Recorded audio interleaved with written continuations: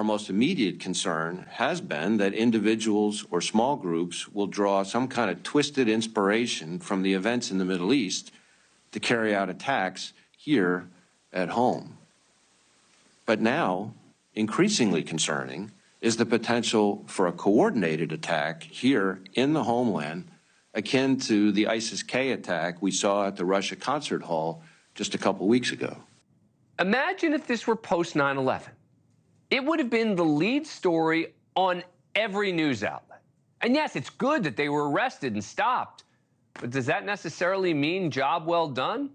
NewsNation's Brian Enton was actually able to talk to the acting ICE director about this. Reporting is that there were background checks done when they came across the border, that they're from Tajikistan, which is a country listed as a country of particular concern in terms of terrorism with the State Department. Is there an issue with our background check system? Again, how did they slip through the cracks like that? Well, listen, we have individuals that are coming across and they're done, they're done by checks, and CBP, Customs and Border Protection, is the ones who encounter them at the border. It's not us. But it's not that sometimes there's just no information on individuals. I mean, it's quite common where there's just nothing. You don't have anything. It's no criminal convictions. There's no threat information or whatever on these individuals. Or maybe these individuals are from an area that are particularly of concern, but that pops up later when you get information later on. And as soon as we become aware of any information, like in this case, we became aware, we're working collaboratively with FBI, we went out and got them. But is that a good enough answer? Let's ask former acting ICE Director John Sandweg, an attorney who specializes in cross-border immigration and national security. Thanks for being back here. Appreciate it. All right, so is that a good enough answer? Well, I mean, it reflects the practical reality, Dan. Look, when you have 100,000 people crossing a month at the border, it's very easy for organizations that are seeking to infiltrate the United States to just embed a few people in those groups. And you got Border Patrol agents, ICE officers who are completely underwater with very limited resources and breathing through a fire hose and really don't have the time necessary to vet those individuals as deeply as they probably need to be vetted. And you have circumstances like this. So I guess it's an accurate answer and that it reflects the reality of the situation we're facing at the border. But I agree. I mean, look, anytime you have folks who might have terroristic intent infiltrating into the United States, it's unacceptable, period. Yeah, I mean, there is this sense of kind of like throwing up your arms, right, and saying, oh, there's nothing we can do. And I get it. I'm not blaming, the ICE director. There's a lot of blame to go around here. But it seems that this should be something of a wake-up call for people who don't care about the border, right? When, people who say, oh, it's not my number one issue. I mean, this is a big deal.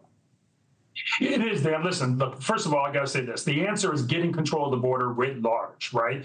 I have no doubt that when these individuals came across, so now you have a group of 8 individuals, probably in an age range that generally creates suspicion, coming from a country, a special interest country that creates suspicion. So you run their biometrics, you run their biographic, it comes back with nothing.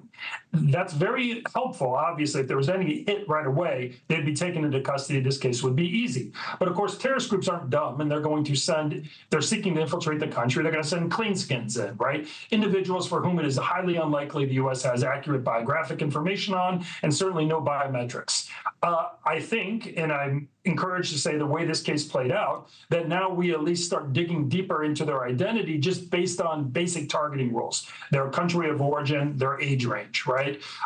Frank, you got to feed that against ongoing intelligence that's focused on these groups. But the bottom line is when you have 110,000 a month, your detention beds are full, and you're just absolutely at capacity, there's only so much you can do, and you're going to get some people slipping in, which goes to your point. We've got to get this border situation under control, get the resources we need, then we can have the time to invest into deeper dives into guys like this who their indicators are they could be a threat. Real quick, you surprised they weren't actually arrested? They're just being deported? When? I mean, they're arrested, but are you surprised that they're just being deported and nothing more? Dan, yeah, it's not too common. I mean, you know this. Oftentimes, they might not have probable cause to hit them with a charge just yet, but you don't want them walking the streets. So maybe what you do is you bring them in on an immigration charge, right? Take them into custody. They can take them in, hold them in immigration detention. I guarantee you those criminal investigations are still ongoing. And so I would not be surprised if charges come down the line. But this could just be, hey, we can take them on the immigration now. Let's get them into custody. Thank you for watching. Go to newsnationnow.com to find News Nation on your cable provider. And don't forget to click the red subscribe button below to get more of News Nation's fact-driven, unbiased coverage.